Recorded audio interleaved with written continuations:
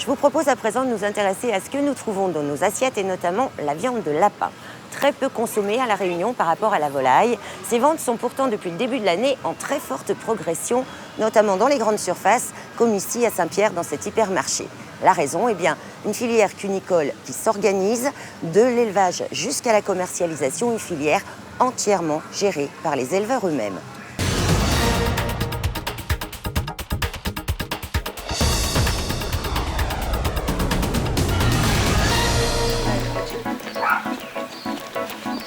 À Manapani-Léo, Marie-France Payette est à la tête d'un élevage exemplaire. Elle a créé en 2005 l'un des 2 ateliers multiplicateurs pour la coopérative des producteurs de lapins réunionnais. Un cheptel de 250 femelles reproductrices pour fournir les 25 éleveurs de l'île. Ici, en tant qu'atelier multiplicateur, il y a une surveillance très étroite, parce qu'on ne doit pas emmener de microbes à l'intérieur. Donc, on doit passer par un pôle sanitaire, salle de bain, rentrer après en combinaison. Les normes d'hygiène sont européennes, mais le travail reste artisanal à la dimension du marché local.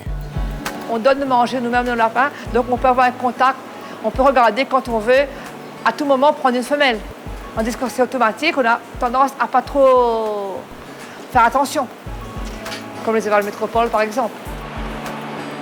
Le consommateur sait manger un lapin local, de bonne qualité et sain. En métropole, les élevages sont en effet 4 à 5 fois plus importants et complètement industrialisés. Ici, l'éleveur reste encore proche de ses bêtes, aux petits soins, pourrait-on dire. A bien repris, hein, après l'assimilation à vue. Ouais, elles sont belles. Ouais. Ah ma belle. Chaque semaine, le technicien de la coopérative effectue avec elle une visite de contrôle. Sevré en femelle, tatoué, 320 femelles. Et en mâle, tatoué 600 et quelques. Ensemble, ils échangent sur les conditions d'élevage, le rendement et la qualité. Chaque femelle reproductrice est tatouée et suivie grâce à une fiche de traçabilité. Donc il y a une fiche femelle qui suit la femelle. Donc la femelle, vous pouvez observer un tatouage à l'oreille.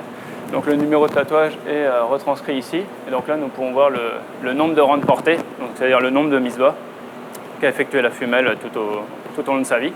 Chaque femelle fera un maximum de 15 portées, soit 2 ans d'activité pour une reproductrice. En cas de maladie ou de fertilité en baisse, elle sera évincée de l'atelier multiplicateur pour des raisons de rentabilité et des raisons sanitaires. À l'origine, ces reproductrices sont inséminées artificiellement dans le laboratoire de semences de la coopérative. Ça permet une sélection génétique, d'avoir les meilleures semences. Donc il y a plusieurs critères pour ceci. Donc il y a la mobilité des gamètes et également la motilité puis le nombre de gamètes. Donc les gamètes sont mises par la suite à une température de 18 degrés pour permettre un maintien optimal. C'est ainsi que l'on trouve à La Réunion 2 espèces dans les élevages membres de la coopérative. Nous travaillons avec les souches I+, donc on a le PS40 et le PS119. Donc le PS119 qui est une souche de couleurs, donc avec plusieurs couleurs, donc fauve, noire ou grise, et la souche PS40 est uniquement blanche. Voilà, donc la souche 119, donc la souche de couleur, a une croissance plus importante que la blanche, donc partent plutôt à l'abattoir. Marie-France Payette ne fait pas que de la reproduction. Dans une autre aile de son bâtiment, un élevage est destiné à la vente de la viande en grande distribution. Là, on est dans l'atelier d'engraissement, où les lapins feront 5 semaines de vie chez nous. Et après, ils vont à l'abattoir. On les met à 5 packages, puisqu'on doit respecter le bien-être animal. Là aussi, les contrôles vétérinaires ont lieu toutes les 6 semaines. Et le nouvel abattoir, créé récemment à Brapanon par la coopérative, apporte un réel plus aux éleveurs. Avant, les éleveurs étaient obligés d'emmener le lapin à l'abattoir Saint-Pierre. Et depuis, on a mis en place un service de transport lapin. Les transporteurs viennent prendre le lapin chez nous, le déposent à l'abattoir. C'est un travail que nous, on devait le faire avant.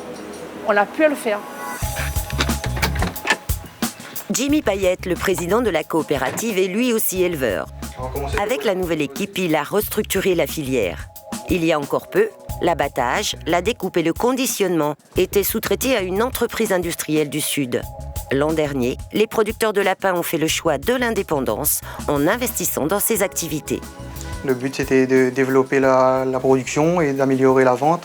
Donc, supprimer un intermédiaire et aller au plus près du consommateur et de la GMS, qui représente notre cœur de métier.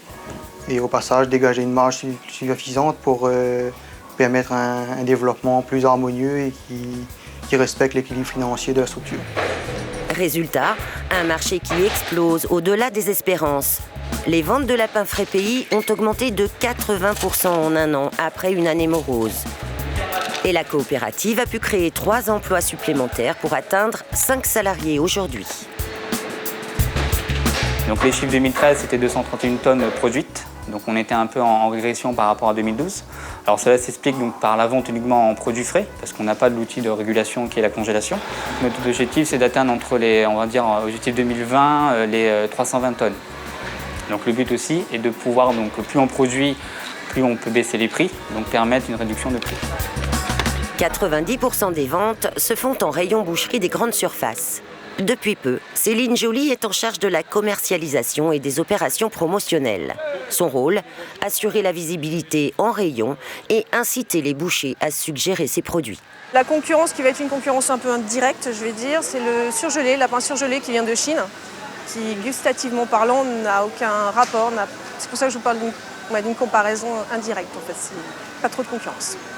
L'opération commerciale Produits Défi de janvier dernier a elle aussi boosté la production, plus 50% en un mois.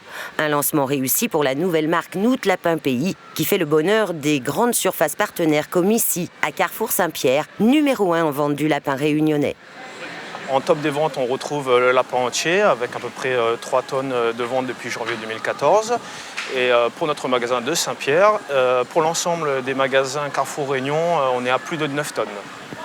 Ensuite, la deuxième vente, c'est le carré de lapin avec à peu près 3 tonnes, 2 tonnes 8. Et ensuite vient en dernier le lapin entier découpé. On a une progression constante depuis janvier 2014.